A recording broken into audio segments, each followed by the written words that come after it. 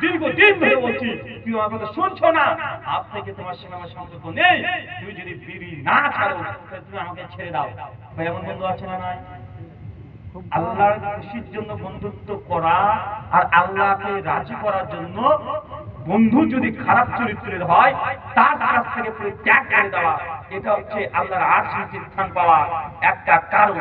তাই গুনাহ থেকে যদি বাঁচতে চান, বন্ধু নির্বাচন এটা খুব গুরুত্বপূর্ণ। মায়েরা আর বাবারা যারা এখানে উপস্থিত হয়েছে, আপনার ছেলের বিয়ে দিবেন, ভালো কথা। বিয়ে কার সঙ্গে দিচ্ছেন, কার সঙ্গে বিয়ে দিচ্ছেন, এটা গুরুত্বপূর্ণ।